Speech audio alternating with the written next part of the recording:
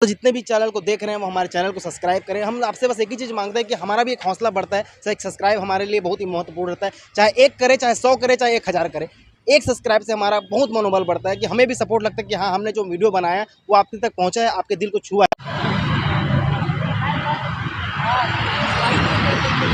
नमस्कार। बूढ़ा तालाब में हमारा काफ़ी लंबा समय रहा और हमने हज़ारों लाखों धरना प्रदर्शन का कर्मचारियों को देखा है जो लगातार 170 दिन, किसी 90 दिन, कभी 4 महीना, कभी 2 महीना और लगभग काफ़ी समय धरना प्रदर्शन देते हुए आया है। और अभी जो धरना का स्थिति है वो ऐसा नहीं कि विराम है, अभी भी धरना प्रदर्शन चल ही रहा है। और अभी धरना प्रदर्शन चल रहा है अनुकंपा नियुक्ति शिक्षाकर्मी कल्याण संघ। ये एक दिव्यांगत कर्मचारियों संघ का एक समूह है जो जिनके परिजन कार्यरत होते हुए देहांत हो जाता है तो उनके पास जो उनको अनुकंपा में जो नौकरी मिलती है वो उन लोग हैं। लेकिन ऐसे में इतने प्रदेश के इतने सारे कर्मचारी अगर जिनका देहांत होने के उपरांत उनके परिजनों को अगर नौकरी नहीं मिलती है तो ऐसे में धरना देना उनका एक स्वाभाविक नेचर भी कह सकते हैं। और स्वाभाविक ही है, धरना देंगी दे देंगी सरकार में। और जब सरकार से वादा किया था कि हम नियमित करेंगे और जितने भी कर्मचारी हैं किसी प्रकार का उनका धोखाधड़ी नहीं होगा और हमको समय पर नियमित करेंगे। और ऐसे में एक सामने बड़ा मामला ये सामने आ रहा है कि जिस प्रदेश में 45,000 कर्मचारियों को नियमित करने का मांग सरकार ने ऐसा मुद्दा उठाया है। तो जितने भी कर्मचारी इसमें खुश भी हैं, लेकिन बात यह है कि जो दिवंगत पंचायत शिक्षाकर्मी अनुकंपा संघ के कर्मचारी हैं वो धरना इसलिए दे रहे हैं कि इनकी मांगों को अभी तक पूरा नहीं किया गया है। चाहे किसी भी सरकार हो, उनकी मांगों को पूरा नहीं किया गया है। और अभी के वर्तमान स्थिति में ऐसे कर्मचारी हैं जिनकी नियुक्ति हो गई है, जो इसी संगठन से ताल्लुक़ रखते हैं, लेकिन जिनकी नियुक्ति हो गई है लेकिन इन्हें दरकरार किया गया है। तो ऐसा सबसे बड़ा सवाल तो ये आएगा कि जब एक को कर्मचारियों को नौकरी पे लग रहे हैं तो इतने सारे जो कर्मचारी है वो कहाँ जाएंगे? इनके साथ अन्याय क्यों? मेरे साथ यहाँ की प्रदेश की जो अध्यक्ष लोग हैं वो जुड़े हैं, माधुरी जी हमारे साथ जुड़ी हैं और भी जितने पदाधिकारी हैं वो भी मेरे साथ जुड़े हैं। मैं अपने कैमरामैन को बोलूँगा निश्चिंत से आराम से बैठ जाओ, लंबी बातें करेंगे और स्पष्ट रूप से बात करेंगे। आज आप लोगों का लगभग कितना दिन हो गया है मैम यहाँ पर आप धरना प्रदर्शन करते हुए? 14 दिन है सर जी। मैं आपसे एकदम वाजिब बात पूछूंगा। महिलाएं हैं ज़्यादातर आपके संगठन में, ऐसे में धरना प्रदर्शन में आप 14 दिन तक कैसे सर्वाइव किए हैं? खाना पीना रहना कैसे आप मैनेज कर रहे हैं? सर यहाँ तो आप देख ही सकते हैं कि हम लोग खुले आकाश के नीचे में यहाँ पर बैठे हुए हैं। कल एक भैया टेंट वाले भैया को दया आके उन्होंने अपने तरफ से यहाँ समर्थन करके और टेंट लगाया है, नहीं तो हम तो खुले आकाश के नीचे बैठे हैं। और हम लोग एक टाइम खाना बनाकर यहाँ पर जैसे कोई दे देता था तो हमने अपनी यहाँ रोजी रोटी चलाई। एक टाइम खाना मिलता था, एक टाइम हम लोग सब भूख हड़ताल पे बैठते थे। और हमारी स्थिति यहाँ मच्छरों के बीच में मच्छर भी बहुत रहते हैं सर। यहाँ पर सांप, कीड़े मकोड़े और बिना लाइट के हम लोग रह रहे हैं। और एक महिलाओं को लेके मैं ये बात बोलना चाहूँगी मुख्यमंत्री जी कि आप बोलते हैं कि महिलाओं के साथ न्याय कीजिए, महिलाओं को अधिकार दीजिए। तो आज आपके छत्तीसगढ़ में राज्य उत्सव चल रहा है, छत्तीसगढ़ में आपकी बेटी बहू सड़क पर बैठी है एक अनुकंपा नियुक्ति मांग के लिए। आपने जो वादा किया था उसी वादे को मैं याद दिलाने यहाँ पर बैठी हुई है। तो आप महिलाओं को इस तरह सड़क पे ना बिठाएं, आप उनका अधिकार दे दीजिए। और ये हमारी जायज़ मांग है। मुख्यमंत्री जी बोल रहे हैं कि इनका नियम में नहीं आता। 4 साल पहले उन सत्ता में आने से पहले उन्होंने वादा किया था कि मेरी सरकार आ जाएगी मैं तत्काल अनुकंपा नियुक्ति दे दूंगा। मैंने बराबर आवेदन दिया, बराबर हम संघर्ष करते आ रहे हैं। 58 दिन भी हम 2021 में संघर्ष करे, उसके बाद में फिर हम दिसंबर में 2021 में बैठे।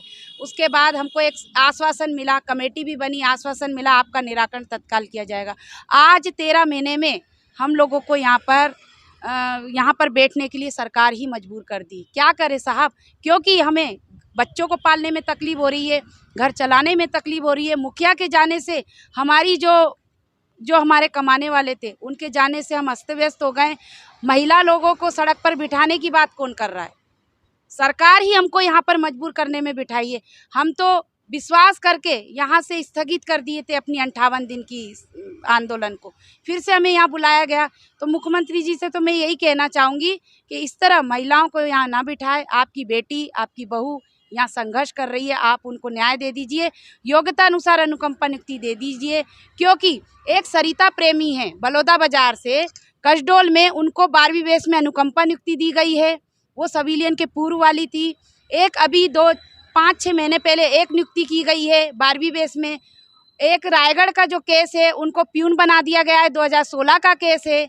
और 2016 में भी बहुत लोगों को पंचायत सचिव में नियुक्ति मिली है। तो इस तरह से हमारे साथ खिलवाड़ ना करें मुख्यमंत्री जी।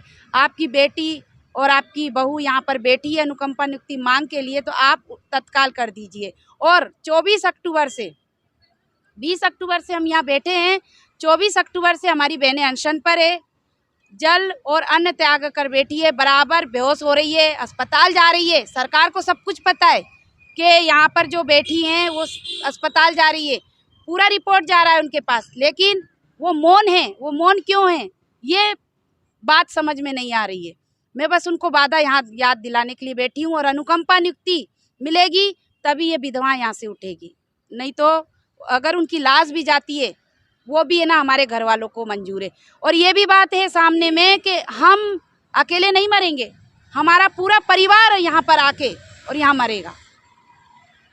कल छत्तीसगढ़ प्रदेश में धान खरीदी चालू हुआ था और एक नारा गूंजा, छत्तीसगढ़ महतारी की जय।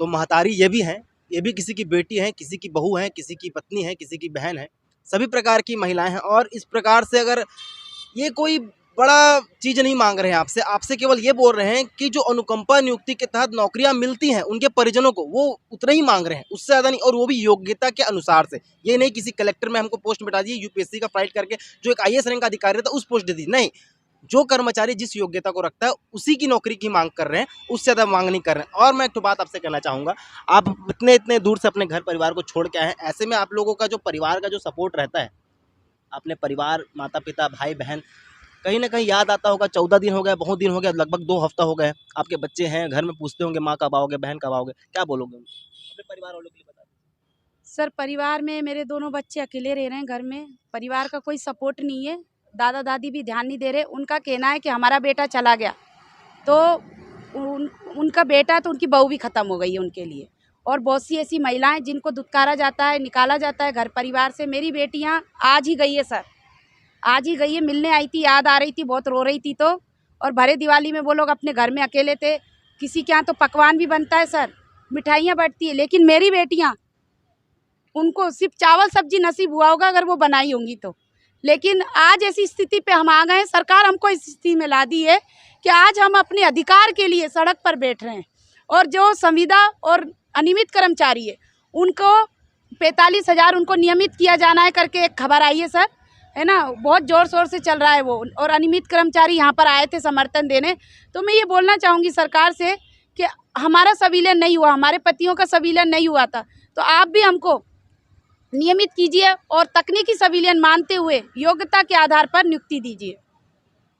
काफ़ी भावुक पल है, क्योंकि ऐसे में स्वाभाविक है आंसू बहना, क्योंकि परिवार से दूर कोई रहना पसंद नहीं करता, और ऐसे में कोई ये मज़े की ज़िंदगी नहीं जी रहे हैं। रोड किनारे सामने बूढ़ा तालाब है, पीछे गंदगी है, सामने एक टेंट लगा हुआ है। जितने भी लोग इस वीडियो को देख रहे हैं, मैं इतना ही कहूँगा कि इनका समर्थन करें आकर के, जितनी भी राशि अगर आपको लगती है, क्योंकि ये राशि का योगदान होना बहुत जरूरी है, क्योंकि बिना भूख के एक सैनिक 2 कदम आगे युद्ध में नहीं लड़ सकता। और ऐसे में आपके साथ इतनी सारी योद्धाएं हैं, तो उनके लिए भी आप सोच रही हैं, क्योंकि आप प्रदेश अध्यक्ष हैं, महिला होकर भी प्रदेश अध्यक्ष हैं और अपने कामों को इतना जिम्मेदारी से निभा कर, सबसे पहले तो इनके लिए एक ताली बजा दीजिए, जो इतनी सशक्त होकर भी आपको सामने खड़ी हुई हैं, आपके सामने बैठ के अपनी बातों को रख रही हैं। और मैं जितने भी चैनल वाले हैं इस वीडियो को देख रहे हैं, इसे एक न्यूज़ ही मत समझिए। मैं एक नैतिकता के आधार पर नहीं आया कि मैं केवल रिपोर्टिंग कर रहा हूं तो मैं आया।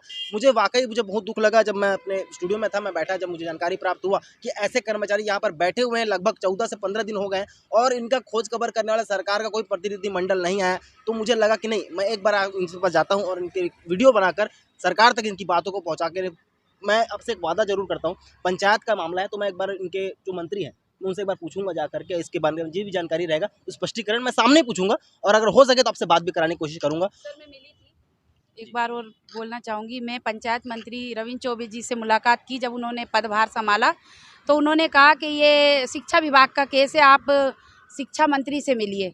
तो मैं बोली कि सर, दोनों के बीच में अटका हुआ है, तो हमको तो एक दूसरे का मतलब बोला जा रहा है कि पंचायत और शिक्षा विभाग के उसमें अटकाया जा रहा है, तो हम जाए तो कहाँ जाए। तो फिर हम लोग अभी यहाँ आंदोलन में बैठने के पहले, एक दिन पहले, मैं शिक्षा मंत्री हमारे टेकाम सर जी से मुलाकात करी। तो उन्होंने उनसे कहा कि सर, निराकरण कर दीजिए, कमेटी बन चुकी है, सब कुछ हो गया है, तो आप निराकरण कर दीजिए, कम से कम जितने लोग आंदोलन में बैठे उनका तो नियुक्ति कर दीजिए, एक रास्ता बन जाए। तो उन्होंने क्या कहा कि ये आपका पंचायत का केस है, आप रविंद्र चौबे जी से मिलिए। ये बताइए, जब यहाँ मेन कैबिनेट मंत्री विधायकों से हम गुहार लगा रहे हैं, मुख्यमंत्री से गुहार लगा रहे हैं, उनका क्या फर्ज है कि जो जिनका अधिकार है उनको देना चाहिए और जायज़ मांगों पर उनको तत्काल निराकरण करना चाहिए। लेकिन हम लोगों को खुद एक विभाग से दूसरे विभाग में भेजा जा रहा है, दूसरे विभाग से एक विभाग में दिया जा रहा है, लेकिन जाएं तो जाएं कहाँ हम लोगों का निराकरण करिए। एक विभाग में या तो पंचायत में नियुक्ति दीजिए या फिर शिक्षा विभाग में नियुक्ति दीजिए। हम कोई बड़ी पोस्ट नहीं मांग रहे हैं, हम ये नहीं कह रहे कि हमको कलेक्टर बनाया जाए या हमको और कोई बड़ी पोस्ट दी जाए। हम सिर्फ बोल रहे हैं कि हमारी जितनी योग्यता है उसके आधार पर नियुक्ति दीजिए। सर 1000 के आसपास है। 1000 के कर्मचारी हैं, ज़्यादा कर्मचारी नहीं। जहाँ 45,000 की बात कर रहे हैं, केवल 1000 कर्मचारी है। 45 को 46 कर दीजिए, 47 कर दीजिए, आपसे कोई बड़ा बात नहीं हो रहा है। केवल उतनी ही नौकरी मांग रहे हैं जिनकी योग्यता है और योग्यता के आधार पर नौकरी मांग रहे हैं। और अगर कुछ कहना चाहें तो आप बिल्कुल कह सकते हैं। जी सर, वे तो बस बराबर अभी मैं 3 अगस्त को भी मुख्यमंत्री जी से मिली थी। हमारी जो विधायिका है खेरागढ़ की, उनकी अगुवाई में मैं आई थी और मेरा संगठन मुलाकात भी किया। उन्होंने नियम का ही हवाला दिया कि नियम में नहीं आते ऐसे करके बोले। तब नियम कौन बनाता है? मुख्यमंत्री जी के पास सब पावर होता है। मुख्यमंत्री जी मिनटों में जब पंचायत शिक्षक का संविलियन शिक्षा विभाग में कर सकते हैं, कैबिनेट में शिथिलीकरण करके। मुख्यमंत्री जी पेंशन 2004 से सर बंद थी, उसका शिथिलीकरण कैबिनेट में कर सकते हैं, पेंशन लागू कर सकते हैं। तो ये तो सर एक छोटी सी मांग है, छोटी सी मांग में तत्काल निराकरण कर सकते हैं और हम लोगों को हंसते हंसते घर विदा करके भेज सकते हैं। मैं उम्मीद करूंगा कि आप लोगों की मांग बहुत जल्द पूरी हो, और क्योंकि ऐसे में सरकार को भी सोचना और एक मानवता दिखाना चाहिए कि अगर कोई बड़ा संगठन बैठा तो बात अलग है। केवल सभी के सभी महिलाएं हैं और महिला होकर भी इतने शक्तिशाली नेतृत्व के साथ अगर बैठे हुए हैं तो उनकी मांग जायज़ है। और जितने भी चैनल को देख रहे हैं वो हमारे चैनल को सब्सक्राइब करें। हम आपसे बस एक ही चीज़ मांगते हैं कि हमारा भी एक हौसला बढ़ता है। सर एक सब्सक्राइब हमारे लिए बहुत ही महत्वपूर्ण रहता है, चाहे 1 करे, चाहे 100 करे, चाहे 1000 करे। एक सब्सक्राइब से हमारा बहुत मनोबल बढ़ता है कि हमें भी सपोर्ट लगता है कि हाँ, हमने जो वीडियो बनाया है वो आप तक पहुँचा है, आपके दिल को छुआ है। देखते रहे न्यूज़ भारत।